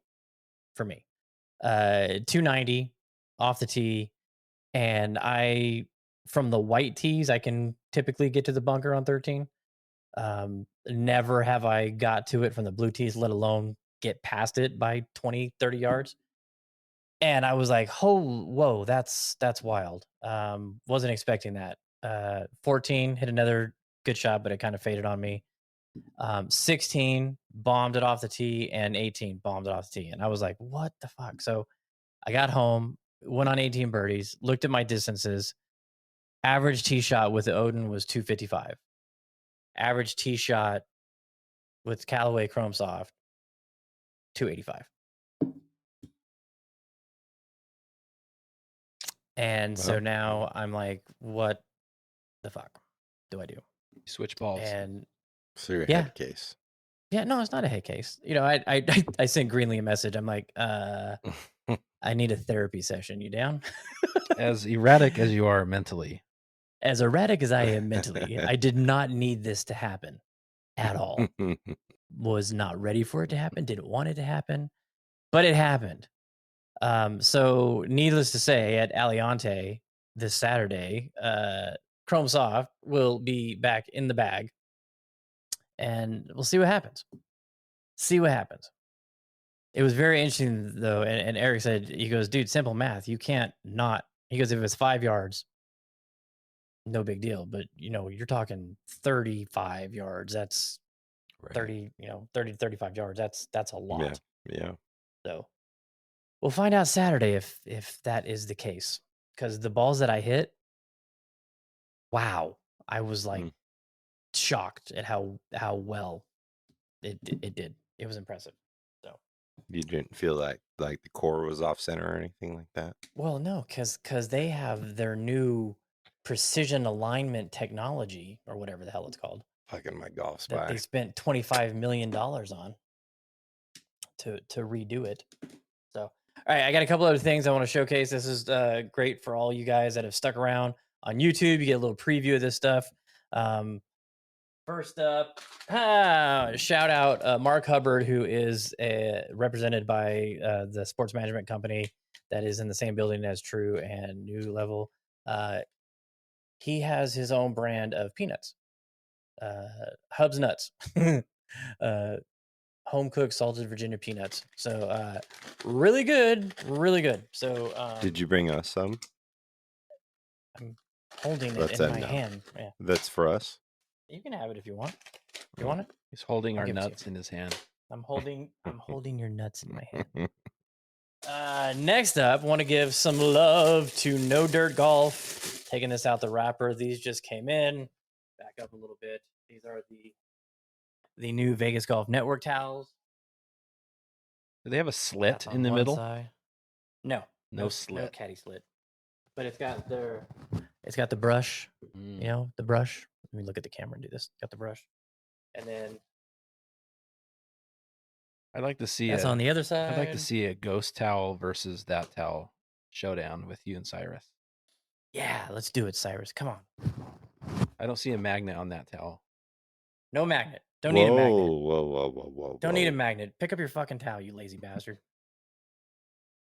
I do like the idea. So of the these brush, are available though. That's for cool. Yeah, and it works. It works really well. So these are available to VGN members on the VGN website. Got a lot sold already. Thank you guys for the support. And let's see what's next. Oh, beds, close your ears for a couple minutes. I absolutely love the Quater socks, and the only thing that I wear when I golf. But Stance reached out to me on the breakfast ball, and they have a new line of performance socks. This is the Feel 360. This is the casual sock. It's not really a performance sock, just a casual sock. And this is the Fresh Tech. So they're odor resistant and moisture wicking. And so I wore a pair yesterday out at Coyote. Pretty damn good sock.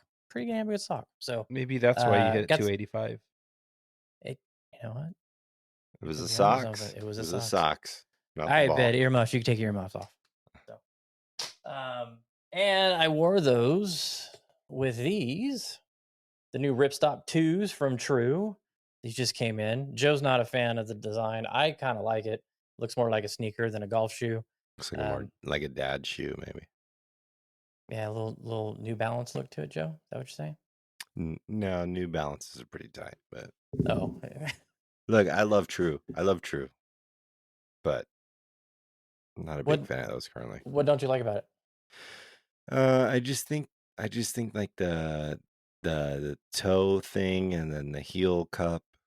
Like I would prefer like a one piece kind of situation. Maybe if that heel cup went to the toe cup.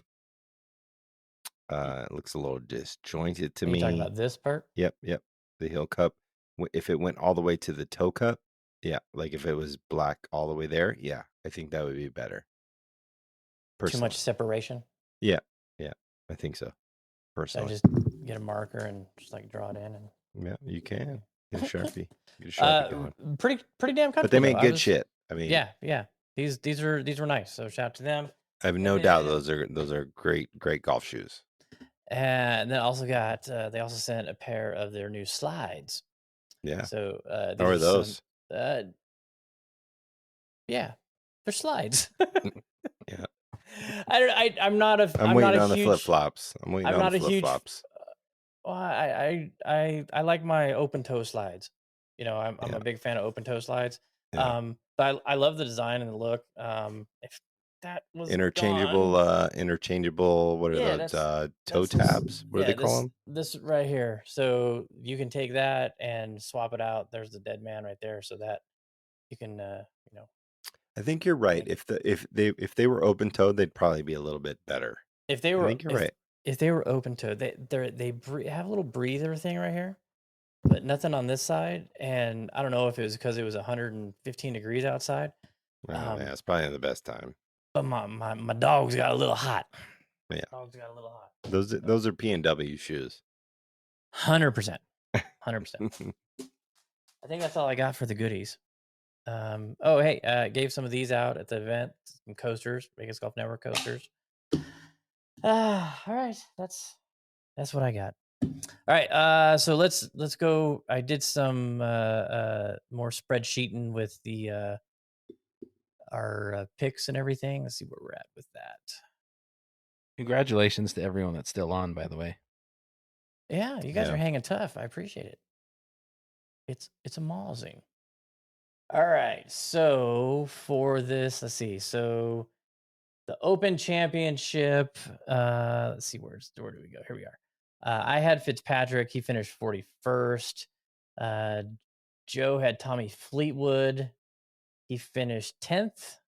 And Jeremy had Victor Hovland. He finished 13th. So Joe won that week. Oh, wait, the Barracuda, I had Patrick Rogers. He finished second. Lost in a playoff. That could have catapulted me. But nope. Thanks for losing in the playoff. Akshay won that one, right? Mm-hmm. Right, I'm talking to myself, Joe. Right? Akshay. Yeah, Akshay won. Yeah. Yeah. So let's see. Joe had Mark Hubbard. He finished 10th. Hey, Hubbard's nuts. And Jeremy had Justin Suh, who finished 34th. This last week, Jeremy and I didn't get to pick. We had people picking for us.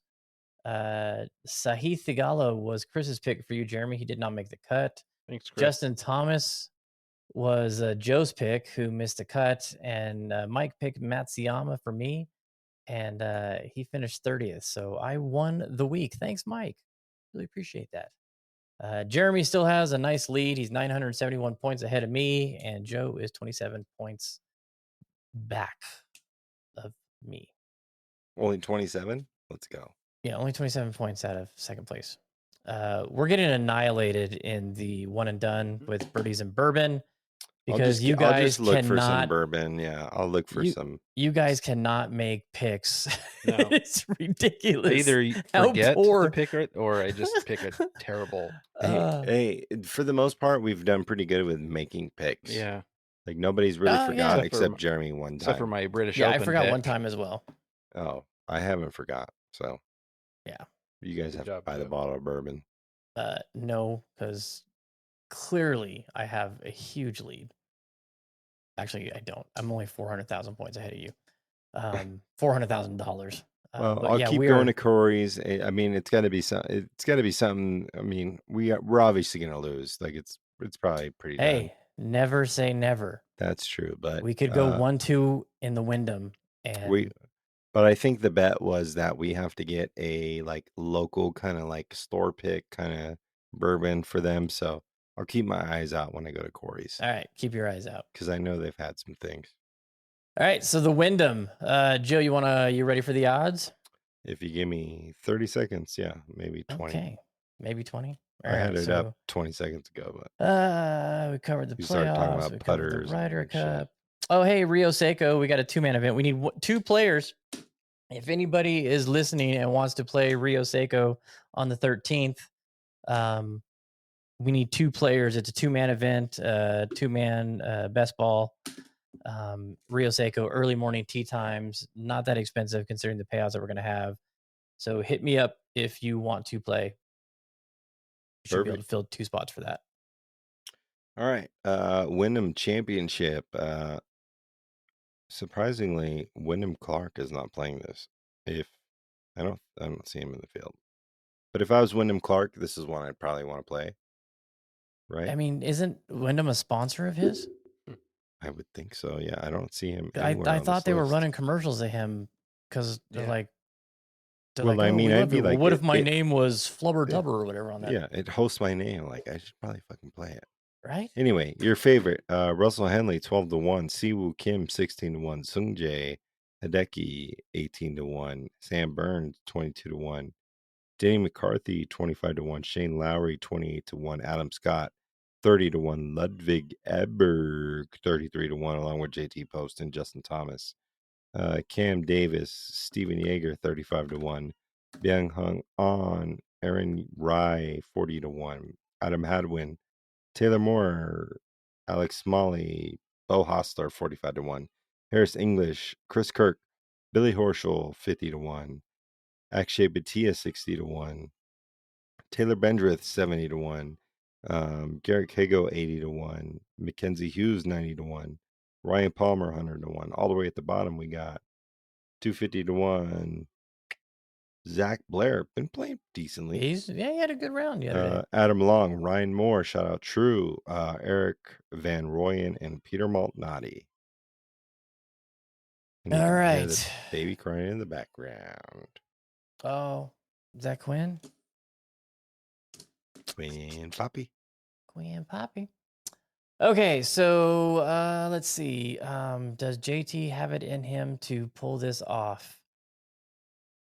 Oh man, I don't know. You know what? Since I was, is Ryan Moore playing? He is. He's 250-1. Okay, let's take Ryan Moore since I was at the True the office. Deepest pick ever. The New deepest levels. pick we've had. Let's do it. Where's my? Oh nope, that's not it. He's at the bottom. No, I'm trying to find the damn cash register. It's the cash register's broke. There it is. 250. Rimo. 250. This is the one that could put me over the top. It ends at 50-1, right? Yeah, I know, but still, I don't care. Rimo. Let's do it. Okay. So let's see. Jeremy, you're ahead of Joe in the standings, so you get to pick. All right. As a self-proclaimed Travis Matthew ambassador, I'm going to be selecting another Travis Matthew. Sam Burns. 22-1. 22? 22. Oh, I put you in the wrong spot. Burns. Jeremy. Joe? Just for the full gusto and going for it on the 18th hole because it is potentially match play when he's playing, I'm going to go 33-1, Mr. JT Poston, because JT is probably has the cut. The JT you know of. Yeah, Cal's probably going to pick him in the one and done, so don't pick him. What was this odds? 33-1. 33-1. All right. There is our picks. Man, been a long one. We had a lot to talk about, so glad to be back. Looking forward to getting out this week, get in some practice, play the practice round. You guys got 5. Hey, you're in first place in 5-iron. If you saw that, I have no idea where we're at. Okay, it still only shows the standings for one team. It shows team 2 is in first place and team 1 has no points. So you may have to ask her about that when you're there tomorrow. Well, if it's a 4-person trip to Conca de Campo, then yeah, that'd be cool. But yeah, we played really well last week. Me and Bob lit it up last week. So nice. So you got Joe. Are you on like a hiatus since you skipped town on the wife and kids for golf? No, not necessarily. I just need an early one. I just need an early one. Just an early one. Like a 9 sixer, like a 9 6 or o'clock. 6:30. Not early enough. Yeah, I think that's Same. I think that's a little If too you late. find something like that, that's what I need to. Well, I was talking to Trey a little bit ago. He said 7:10 at Mountain Falls potentially, which might be able to pull off on Sunday. We'll see. But I need an early joint. And in Vegas golf news, in Vegas golf superintendent agronomist news, Oh yeah, Darden's Gardens is leaving Darden's Wild Gardens is Horse. moving. He's going to. This is his last week at the Horse, going up to Angel Park, which is good move for him. Super proud of him. I think he did a lot of great work out there at Wild Horse, and hopefully it continues. I think they're gonna find out how awesome he was a week so, after yeah. he's gone. Yep, I think they're gonna figure that out. Yeah. Oh shit. Yeah. I think. Well, hopefully he's got somebody coming in. Yeah, I wanted to ask him who's coming next. I mean, but good for him, man. Good move for him, I think. Yeah, absolutely. So, yeah, I told him once he gets settled, he's gonna come back on the podcast. Of course, he's down. So once he figures out the intricacies of Angel Park, we'll get him back on. I know Jed wants to get us on up there, and yeah, we need to do that. But yeah, I think it's going to be an individual episode kind of situation because he goes pretty deep into your personal golf life. Shit. But we can obviously, of course, you go mean up there all together. Jeremy would have to talk? That will be the worst. That'll be the unraveling of his success. It's like, so Jeremy, tell me about yourself. I play golf. I like to play sometimes. I like food. You want to talk BMWs? We can. Yeah. Do you want to change your podcast to BMWs? Okay, so we oh, go ahead. No, go ahead. I was just going to transition. So Yana Wilson, who's going to Oregon, she signed with a sports agency for an NIL deal. Kind of big news. Same company that represents the LSU gymnast Olivia Dune. Sabrina Ionescu, famous New York Liberty basketball player. Big deal. And so we were talking about this on the drive back from Coyote. Do you think it would be an interesting episode to get her dad on to talk about the process of raising a sports phenom like she is right now in women's golf, the decision to go to college, the decision to sign with a sports agency for the NIL deal, and what went into them deciding that route? Do you think that would be an interesting episode? Totally. Okay. I mean, it's golf related. Yeah, I mean, I know he's been at her side this whole entire if time. you could have got Earl Woods on the podcast 20 years ago, or was that? I mean, yeah, a while ago. Years ago. Yeah. I mean, yeah. I mean, okay. it relates to golf. I would love to hear it because I'll reach out because I think that would be an interesting conversation. Totally. Mm-hmm. I mean, I know we've had her on, and Mm-hmm. I mean, what was that, like a year or two ago? 2 years ago almost. I think it would be interesting. Obviously diving deep into the investment that goes into it as well, like the amount of time, the amount of money, like it's travel, it's crazy. Yeah, and just it's a whole nother world for people out there. Yeah, and she's probably like in the 5% of parents or children that are trying to do it, and it's a gamble, really. It really is. I mean, I mean, a lot of people believe in their kids, but not she's all of them backing make it up. She's Yeah, backing it totally. up. I mean, she's got Yeah, like 180 absolutely. career wins. It's ridiculous. Absolutely, but what if she didn't? Oh, I know. And that's the other thing. Those parents that are doing it, that they're not making Right, it. that's what I'm saying. Crazy. Hey, I feel bad for hockey parents. Like soccer parents, I feel bad for because you're out there in the heat and playing, and it's competitive, and the tournaments and the travel and everything. But because my youngest has been taking ice skating lessons at the new arena in downtown Henderson, and watching those kids lug around, they have like suitcases, these Yeah, a lot of massive gear. duffel bags. A lot of gear. And I'm like, good Lord. I mean, those things, they're huge. You could stuff bodies in there. It's insane. That's some dedication though. Those, poof, man. All right, one other thing I was going to talk about. What was it? Oh, well, I can't remember. Damn it. It was right. Joe, you got anything else? We talked about the 2-man. Yeah, not really. All right. Hopefully Eric ships out my golf shaft that I'm waiting for. Greenlee, you still listening? Probably not. Send him it was so funny. I had a wrong email address for him, and because I told him, hey, I sent you the shipper, and he's like, I never got it. I'm like, this is the email I have. He's like, no, it's not right. I'm like, God damn it. That's probably why you're not getting any of the Golf Genius stuff too. So I changed the email and sent it to him, right? And he goes, hey, what do I do with this? And I went, print it out, tape it to the box, drop it off at the post office, or go to your UPS store, and they'll take care of it. He's like, no, dumbass, the Golf Genius stuff. And I was like, oh man, I really made you seem like you don't know what the hell you're doing. So Eric, I'm sorry. I know you know how to ship a package, so please ship it.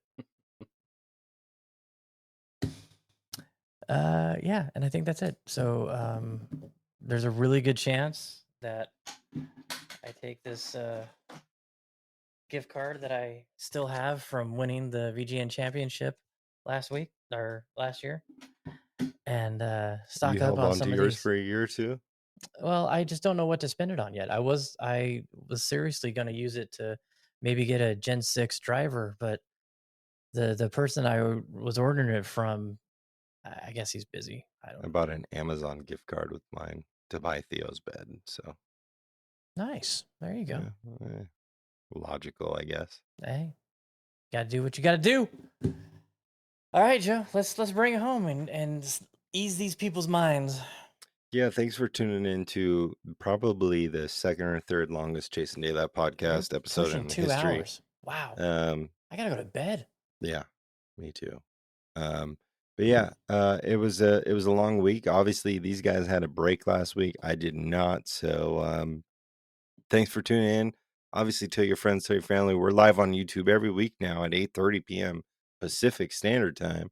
So if you're in the East Coast, you're probably sleeping, but we're here for you if you're wide awake and having trouble sleeping. So tune in every single week. New podcast comes out on Wednesday mornings, 5 a.m. PST. And we'll see you next week. As always, not going to leave you shorthanded. Dad's back home. I don't know how long for, but he's here. I'm not going anywhere for a while. Brother J-Mart is back from SD, so he's here. Unless Andrew gets in the mid-am. Chopping your ear off. So thanks for tuning in. Tell your friends, tell your family, tell your homies. And we just love golf. We'll see you next week. Later. Later.